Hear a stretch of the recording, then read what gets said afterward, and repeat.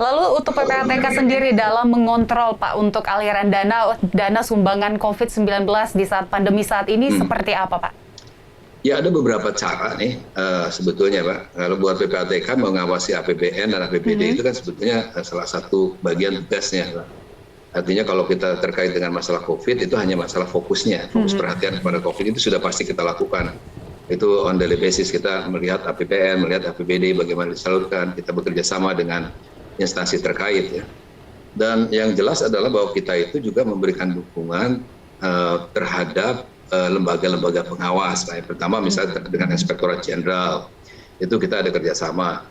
Kemudian dengan BPKP ya, Badan Pengawas Keuangan Pemerintah, itu kita support BPKP untuk melakukan penelitian terhadap kalau ada transaksi-transaksi tertentu yang mencurigakan. Kita juga membantu pengawas eksternal seperti Badan Keuangan Negara, ya, maksudnya Badan Pengawasan Keuangan Pemerintah misalnya kan gitu.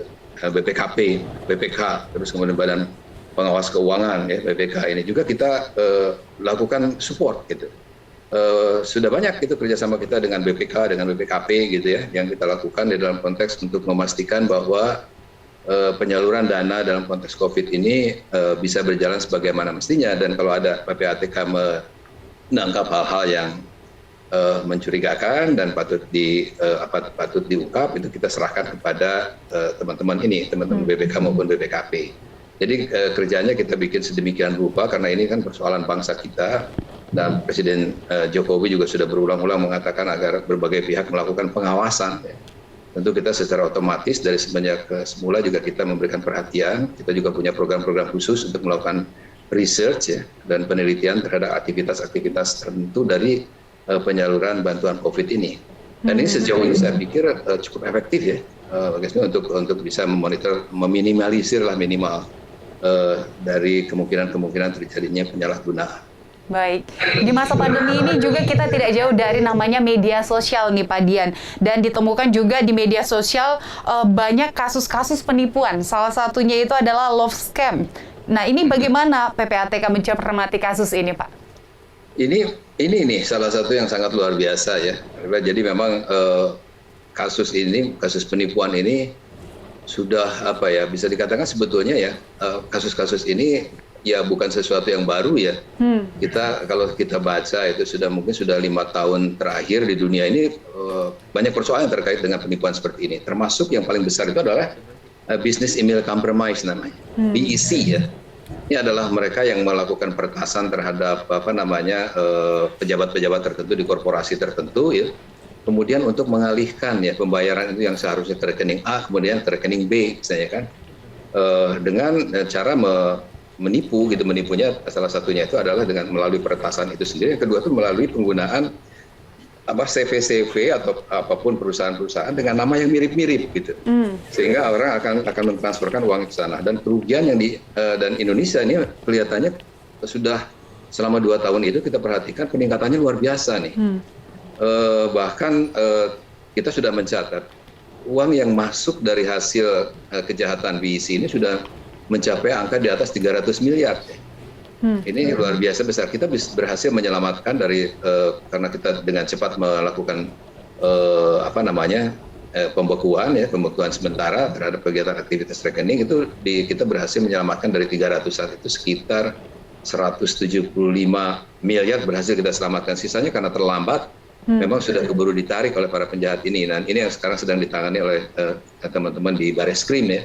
Itu bagaimana mengejar, dan termasuk juga love scam tadi yang ditanyakan. Ini kan love scam ini memang mungkin saya nggak tahu peningkatannya ini mungkin karena orang banyak work from home ya, banyak menggunakan media sosial gitu ya. Kemudian kan ya macam-macam lah biasanya, orang ada yang lonely, ada yang apa segala macam, kemudian bisa dirayu gitu ya. Kemudian biasanya setelah ngerayu dia akan mengatakan, oh ini ada sesuatu yang saya mau ngirim sesuatu, tetapi tolong deh dikirim biaya administrasinya karena ternyata kita ditahan oleh bea cukai atau apa macam-macam. Kemarin saya baru menerima misalnya contohnya adalah yang terkait dengan pengiriman uang dalam konteks bisnis misalnya. Terus alasannya mereka mengatakan kepada partnernya di Indonesia, kita sudah mengirim uang tetapi tertahan oleh PPATK, cuma begitu. Nah sehingga ada teman langsung menghubungi apakah betul PPATK melakukan penahanan terhadap uang yang jutaan dolar nih misalnya. Terus saya katakan itu bukan cara bekerja PPATK, kita tidak pernah bekerja seperti itu, gitu kan. Ini sih sudah pasti adalah kejahatan lagi ini kan. Biasanya nanti kemudian dia kan akan meminta uang, kemudian ini untuk melepaskan perlu berapa uang, gitu. Nah sebetulnya sasarannya adalah uang itu sebetulnya yang bisa diambil. Ini banyak sekali variasinya ya, Bagesmi ya. Tapi ini yang saya perhatikan memang masyarakat harus tahu persis itu bahwa hal-hal seperti ini jangan terus kemudian langsung percaya gitu ya. Saya sering mengatakan kepada masyarakat juga, saya sering mengatakan di berbagai kesempatan, saya katakan kalau segala sesuatu itu sudah dirasakan sebagai too good to be true ya, terlalu sulit untuk dipercaya, jangan dipercaya gitu. Jangan misalnya orang kalau loh ini tiba-tiba ada uang, mau ngasih uang jutaan dolar, itu kan too good to be true kan. Nah setelah itu harus cepat melakukan klarifikasi. Sudah banyak yang kena juga gitu. Yang masalah, dan termasuk juga sumbangannya. Kalau nanti ada orang menyumbang gitu, nanti dulu ini profilnya orang itu memungkinkan nggak nyumbang sejumlah ini, kira-kira begitu, harus dipikirkan juga. Kira-kira begitu Bagesmi ya. Itu memang luar biasa, penipuan itu luar biasa. Itu ketiga terbesar kalau ingat saya sekarang ini. Iya. Ya baik Pak Dian, ini untuk menutup dialog kita hari ini yang sangat menarik ini, dan memang masyarakat juga memang harus lebih mawas diri dalam kondisi pandemi saat ini karena para penjahat semakin kreatif untuk melakukan banyak sekali penipuan. Boleh disampaikan Pak statement terakhir? Iya, baik Bagesmi, ini saya kira penting ya untuk masyarakat untuk mengetahui sebetulnya bahwa memang data menunjukkan di PPATK bahwa dengan adanya pandemik ini justru kejahatan terkhususnya kejahatan penipuan itu justru semakin marak ya. Ini yang harus diwaspadai, jadi tidak boleh, jangan sampai percaya misalnya untuk kalau ada tawaran-tawaran transaksi tertentu, jangan mau juga misalnya seperti sekarang salah satu motif kejahatan itu adalah meminjam rekening orang, itu jangan sampai mau meminjamkan rekening untuk tujuan apapun, karena banyak sekali itu yang akhirnya dipakai untuk kejahatan ya. Termasuk di BIC sendiri itu sebetulnya BSC itu memang banyak terkait dengan masalah penggunaan rekening seperti ini. Dan yang ketiga tadi yang saya sampaikan, Pak, jadi memang di dalam konteks misalnya kita mau melakukan transaksi atau melakukan investasi itu betul-betul hati-hati. Kalau misalnya begini, kalau investasi itu menjanjikan return ya, pengembalian keuntungan yang luar biasa besar, itu kemudian kita harus waspada.